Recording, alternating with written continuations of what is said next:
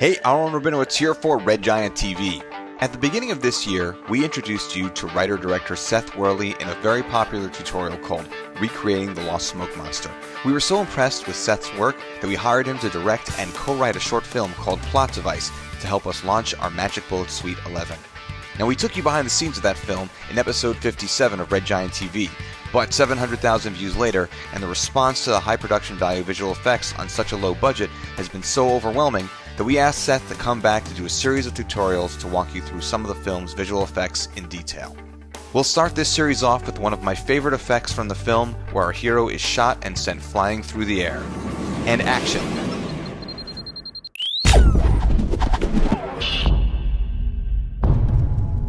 Alright, here I'm going to show you one of the more complicated effect shots from Plot Device, in which I threw my brother through the air using only cruelty and special effects.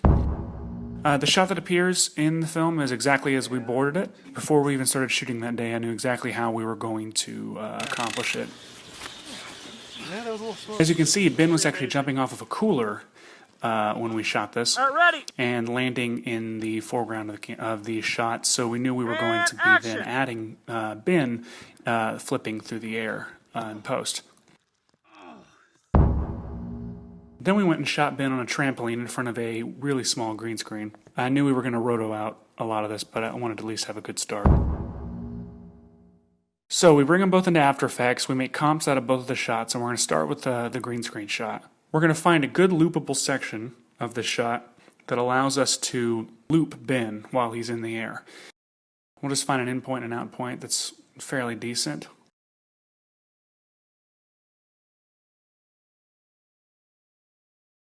That's good. It's a good start. Now we're going to be adjusting that, but that's good for now. So we're going to drop, first we're going to drop from Key Correct the smooth screen onto it, and we select our green background, and boom, it's beautiful. Primac keyer, we drop on now. We will select our background, boom, beautiful. Go to our, now we'll select clean background, and you can drag and select, but I like just to click. We can click areas to clean up our background, and then we'll do the same with our foreground, which will clean up a lot of our pixelation and some of our color issues we have going in the background. And look how freaking easy that is. So now that we've done the easiest part, let's do the most difficult part of all. Select our pen tool, and we're going to create a mask around Ben. And it's pretty simple on this first shot. But then he's going to start moving in a second, which will require us to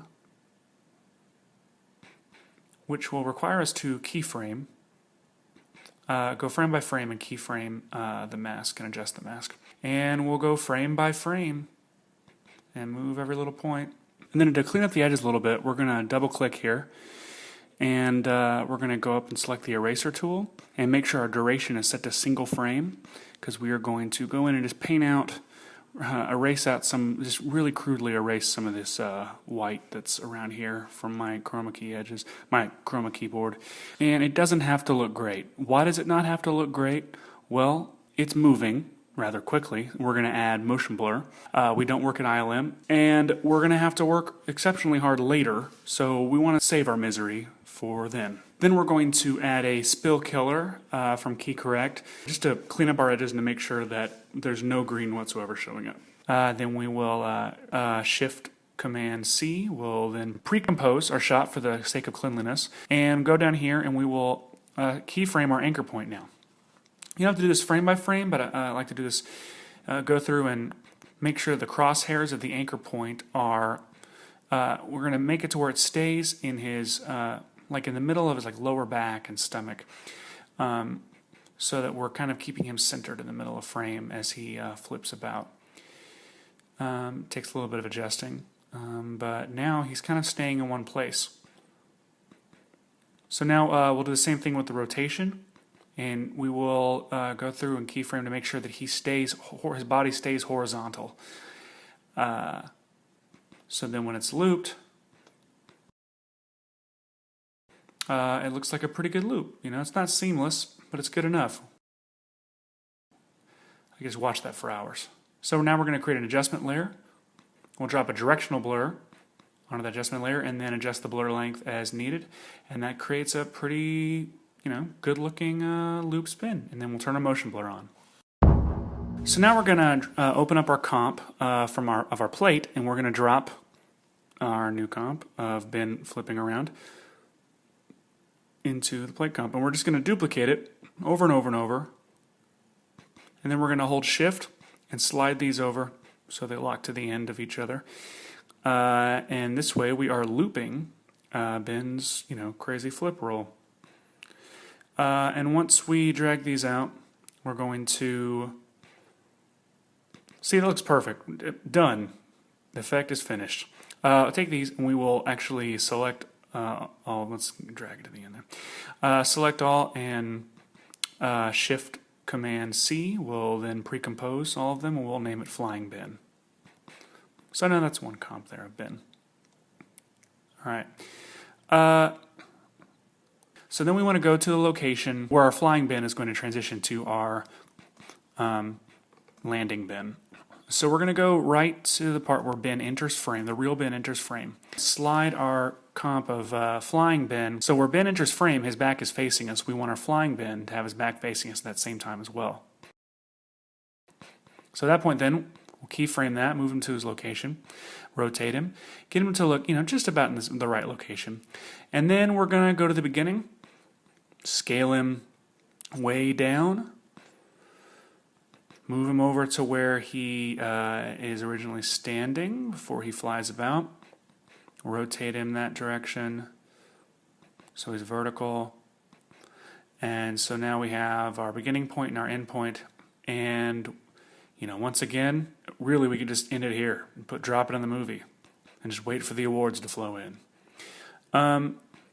Or you can adjust it for about 75 years, over and over and over meticulously until you get it right.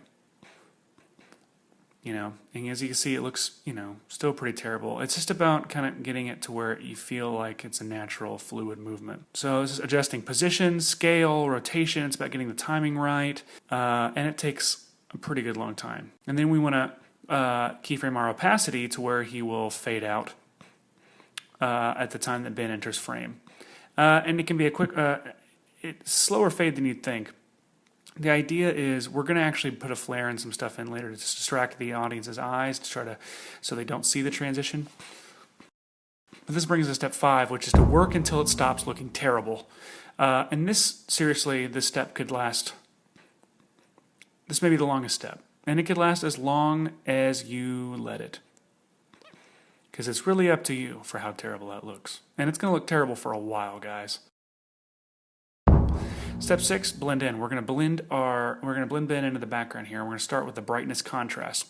Drop that onto the flying bin. And then we're going to keyframe this. We're going to adjust our contrast to where it looks like he's kind of amidst the smoke. It kind of matches the color of the smoke there. So then we'll go back to the beginning of the shot, and he needs to be totally immersed in the smoke. So we're going to turn the contrast down even more and the brightness up a little bit. And as you can see, it looks like he's fading into the smoke. And like all of our keyframing, this takes some adjusting. But see, he's already starting to look blended in a lot more. Then we're going to drop color matcher on from key correct, and we're going to set a target layer to our original plate. So now he's already matching the shot a whole lot more. Step 7, keep working because it still looks terrible, no matter how hard we try. And again, this step is going to last your entire life. It just takes a lot of meticulous nitpicking and changing. Step 8, fire and bin. We're going to take a break from all of that meticulous keyframing. And we're going to drop an adjustment layer on. We're going to rename it to gunshot so we know what it is. And then we're going to drop no light factory onto this adjustment layer.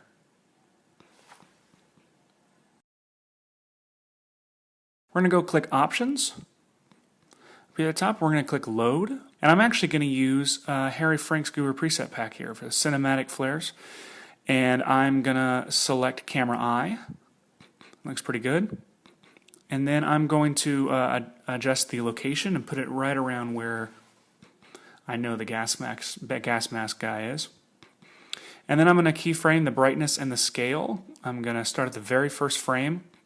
Click the clocks there. I'm going to put everything at 0, or just the brightness and scale at 0. Go one frame over and move the brightness and scale back up to 100 and the scale up to 2. Then I'll go over several other frames, and I will turn the brightness back down to 0 and the scale down to 0. And so now I have a quick burst of light where the gun is at the beginning of the shot.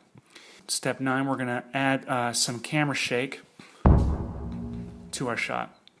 I'm going to take our comp and I'm going to create a comp of it. I could have pre-composed that. I basically did that the weird way. Call it shake comp. And I'm going to drop, first I'm going to drop CC Reptile on. And I'm going to select the tiling to be slide, and I'm going to expand the right and left and down and up as far out as I just can in one swoop. And there's a reason for that. I'm going to drop the wiggle position on there. So now since Reptile is on there, as it wiggles around and the borders, and it moves off the borders and we see the sides, it's going to show some kind of overlap rather than just black off the sides and frames. I'm going to now go in and keyframe. Again, it's getting meticulous and nitpicky. It's about trying to make it look like the camera's reacting, in a way to the gun burst, almost like the gun burst kind of, the aftershock or something kind of hit the camera. We do that with rotation as well, and if we'll keyframe and adjust the wiggle rotation at the same time. And then, again, if none of this looks good, we can just simply delete, these behaviors, and instead just just keyframe it ourselves manually. It's really up to you. You can create the shake however you want. This is definitely incomplete without a giant lens flare seemingly coming from nowhere. So we're going to drop an adjustment layer, drop Knoll Light Factory onto that adjustment layer, click Options, click Load, and we're once again going to use Harry Frank's Guru preset back, and Omega Man is the one I use throughout the plot device sci-fi sequence. Isn't that just a friggin' sweet flare? So I'm going to adjust the light source location, the brightness and scale, and I'm going to keyframe them all. First keyframe, we're going to have brightness and scale start at 0. And then I'll go a few frames over and have the brightness. I'm not going to adjust the light source location yet, but I'm going to have the brightness and scale come up a bit. And then I'll go a little farther over, and I will now have the brightness and scale be back down to 0. And I'm going to move the light source location over. So this way it looks like the light is moving, and as it flashes up, it's going to. So it's basically flashing on screen and moving slightly as it does. Nothing too major. And you can move this to any side of the frame. I'm choosing to actually end up with it on the right side of frame because I think that looks cool, filling that dead space. Now we want to actually color correct on top of everything, including especially the flare, because if we just add MOJO to the working comp layer, it's going to apply MOJO to our video but not to our flare. So we're going to create an adjustment layer, call it MOJO, and we're going to drop MOJO onto it, and just for now I'm just going to leave it as is, and it looks pretty sweet as is. Also, one other thing that you can do that I did in the original that is optional is I for some reason also added flare through looks, but that's just an option, Now it's not perfect, so of course our favorite step is to never stop working, and this is kind of how it ended up in the short, and it looks pretty good.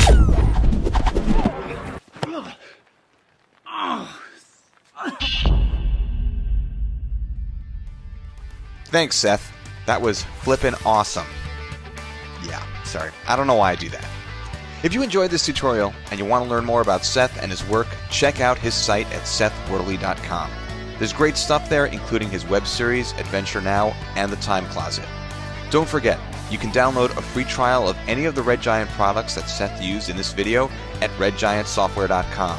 And you can get tons of free presets for Red Giant plugins on redgiantpeople.com. In fact, Seth will be putting up a bunch of presets that he's created through his work as a director and as both a visual effects and motion graphics artist. Speaking of free, check out Colorista Free and LUT Buddy, 2 free color correction plugins that we're giving away for, that's right, free. You can find those at redgiantsoftware.com. Finally, I want to mention that if you're looking to keep up with what we're doing at Red Giant, whether it's a tutorial, a contest, a product release, or whatever, just follow us on Twitter, Facebook, and on our blog. Once again, I'm Marlon Rabinowitz for RedGiantTV.com. See you next time.